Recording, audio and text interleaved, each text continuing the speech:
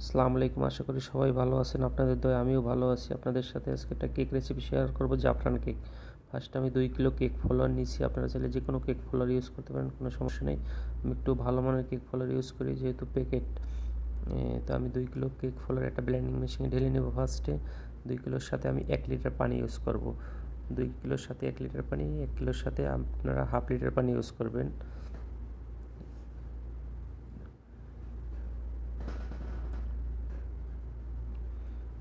তো পানি আমি ঢেলে নিয়েছি। এটার সাথে আমি এখন জাফরান পাউডার অ্যাড করব। ছোটো চামচের 1 চামচ জাফরান পাউডার অ্যাড করব। তার সাথে আপনারা কালারের জন্য হালকা জাফরান কালার অ্যাড করবেন। এটাও কিন্তু জাফরান দিয়ে বানানো জাফরান কালার। এটা হালকা আমি অ্যাড করব। এটা অ্যাড করার পরে আমি এটা এই জায়গায় আমি ইউজ করব 6টা ডিম ইউজ করব। জন্য আমি 2 কিলো ফ্লোর নিয়েছি। আমি 2 কিলোর সাথে আমি 6টা দেবো। আপনারা 1 কিলোর সাথে 3টা করবেন, 2 কিলোর সাথে 5টাও করতে পারেন, কোনো সমস্যা নেই। তো আমি 6টা ডিম ইউজ করছি। সাথে আমি এটা ব্লেন্ডিং করব এখন। তো এটা স্লো পাওয়ারে 1 মিনিট ব্লেন্ডিং করবেন মিক্স করার জন্য। তারপরে হাই স্পিডে 5 মিনিট ব্লেন্ডিং করবেন। তো আমার ব্লেন্ডিং অলরেডি হয়ে গেছে। আমি এটা ট্রে রেডি করব। ট্রেতে হালকা একটু অয়েল দিয়ে আমি এটা লাগিয়ে নেব, একটা বাটার পেপার। তো বাটার পেপার লাগানোর পরে আমি এটা ট্রেতে ঢেলে নেব। তো অলরেডি হয়ে গেছে, ঢেলে নিচ্ছি আমি।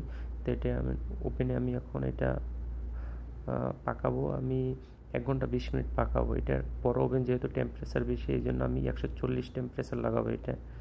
তাই ছোটো ওভেনের টেম্পারেচার কিন্তু কম থাকে।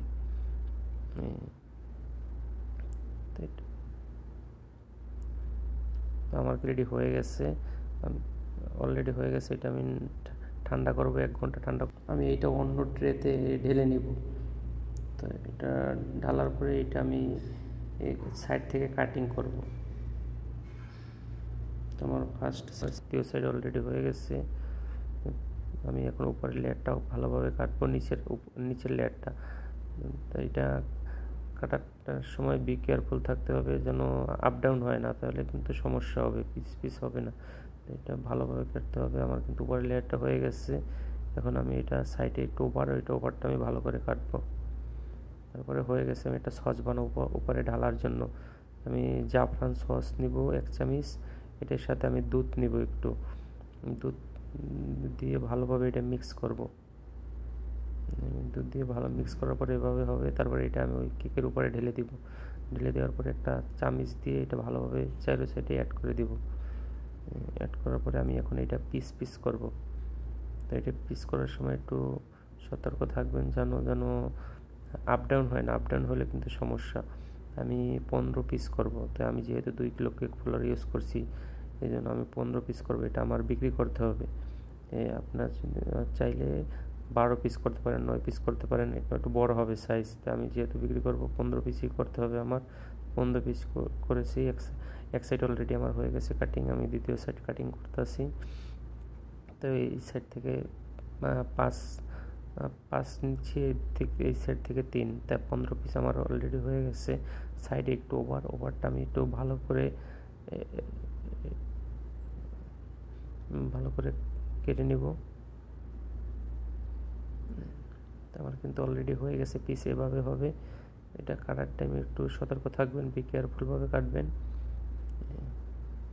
এভাবে পিস করার পরে আমি উপরে এখন ডিজাইন করবো। এই জন্য আমি একটা ক্রিম বানাবো। তো আমি লিকুইড ক্রিম নিয়েছি একটা 700 গ্রাম ক্রিমের সাথে আমি 100 গ্রাম পাউডার সুগার অ্যাড করবো। আপনারা চাইলে যে কোনো সুগার অ্যাড করতে পারেন, কোনো সমস্যা নেই।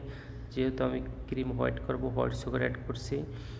তারপরে এটা আমি এখন ব্লেন্ডিং করবো স্লো পরে 1 মিনিট, তারপরে 2 মিনিট ব্লেন্ডিং করবো হাই স্পিডে। তারপরে ক্রিম এভাবে হবে। আমি একটু হার্ড করছি যেহেতু আমি ডিজাইন উপরে। তারপরে ক্রিমটা আমি ডিজাইন পেপারের ভিতরে ঢেলে নিয়েছি। তো আমি উপরে এখন স্টার্ট করছি ডিজাইন। যে আমি একটা পিসের উপরে আমি 6 লেয়ার করি। তা আপনারা চাইলে, যেহেতু আমার নজেল ছোট 1/1, আমি এই জন্য আমি ছোট লেয়ার করি। তা আপনারা চাইলে বড় লেয়ার করতে পারেন, একটু ভালো লাগবো। তা যেহেতু আমি বিক্রি করবো, এই জন্য আমার একটু যেন ডিজাইন ভালো হয়, এই জন্য আমি কিন্তু লেয়ার 6 লেয়ার করি। আপনারা চাইলে 4 লেয়ার করতে পারেন, 5 লেয়ার করতে পারেন, কোনো সমস্যা নেই।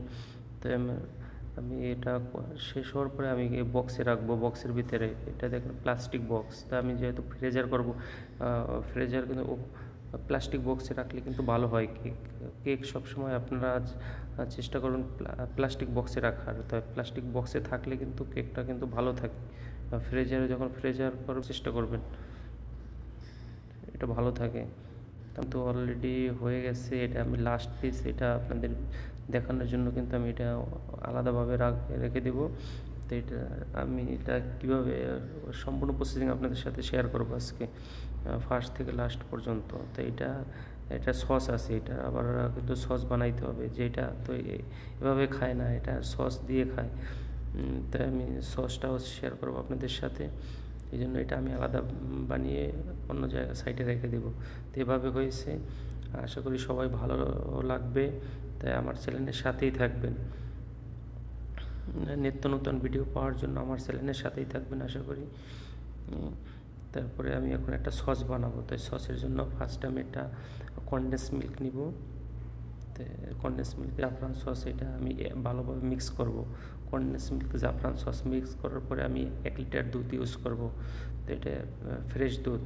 তারপরে কালারটা এভাবে আসবে, আসার পরে এর সাথে আমি হালকা জাফরান কালার অ্যাড করব। জাফরান কালার, এটা কালারের জন্য শুধু। তারপরে আমি একটা ফ্রিজে 1 চামচ উঠিয়ে রাখবো। ওঠানোর পরে আমি ওই লাস্টে যে কেকটা ছিল আমি ওইটা দেখানোর জন্য আপনাদের, এই জন্য আমি এটা রেখে দিয়েছি। যেহেতু জাফরান কেক উপরে জাফরান দিতে হবে, এই জন্য আমি জাফরান উপরে জাফরান দিব। এখন একটু টেস্ট করব, আপনারা বাসায় বানিয়ে ট্রাই করবেন একবার হলেও।